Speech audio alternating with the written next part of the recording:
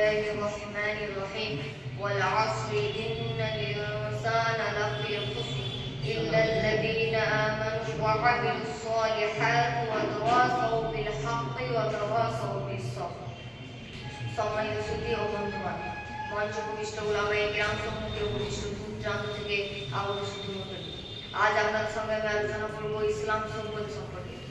আজ থেকে প্রায় 1400 বছর আগে পৃথিবীর অবস্থা ছিল ভয়াবহ। চারিদিকে উত্তাল, চুরি, ডাকাতি, মিথ্যা প্রতারণা, মদ, জুয়া, লজ্জাহীনতা, অশ্লীলতা, হাহাকার ছিল। গোটা বিশ্বে কুফর ও শিরকের অন্ধকারে আচ্ছন্ন ছিল। আল্লাহর মসজিদ ও দিশাদানকারী কোনো রাসূল ছিলেন না। সমস্ত জীবন বিদায় নিয়েছিলেন, যার কারণে বিশ্ববাসীরা খোদাতরহিতা মদ প্রচার চরম পর্যায়ে পৌঁছে গেছে এবং নবী ও রাসূলগণের দেওয়া শিক্ষা ও আদর্শ থেকে বিশুদ্ধ হয়ে পড়েছিল। সাধারণ মানুষ নিজেরাই নিজেদের মধ্যে জীবনযাপন করা শুরু করেছিল এবং আল্লাহর কিতাবসমূহকে দূরে সরিয়ে রেখে নিজেদের স্বার্থের জন্য মিথ্যা কথা সঞ্চয় করে রেখেছিলেন।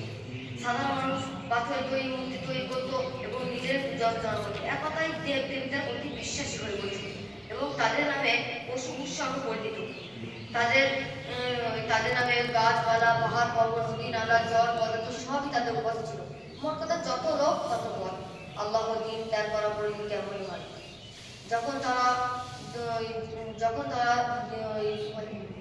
তারা সীমালঙ্ঘন করে তুমুল পর্যায়ে পৌঁছে গেল, তখন আল্লাহ তাআলা তাদের প্রতি দয়া হলো এবং তাদের হিদায়াতের জন্য উপযুক্ত সরকার হযরত মুহাম্মদ সাল্লাল্লাহু আলাইহি ওয়াসাল্লামকে দুনিয়ায় পাঠালেন এবং সেই নবীর বাণী ও তার কথা বিশ্বের প্রতি কোনায় কোনায় ছড়িয়ে গেল এবং আল্লাহর বান্দা বাড়তে থাকলো, আল্লাহওয়ালা মানুষ বাড়তে থাকলো।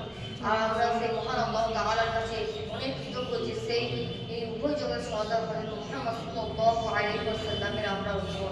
আল্লাহ তাআলা আমাদেরকে সঠিক বুঝ দান করুন। আমিন ওয়া আখিরু দাওয়ানা আলহামদুলিল্লাহি রাব্বিল আলামিন। এক নম্বর কথা হচ্ছে ঘুম দিবার একটা নাম আছে, তুমি হাত পা নাড়াচ্ছ।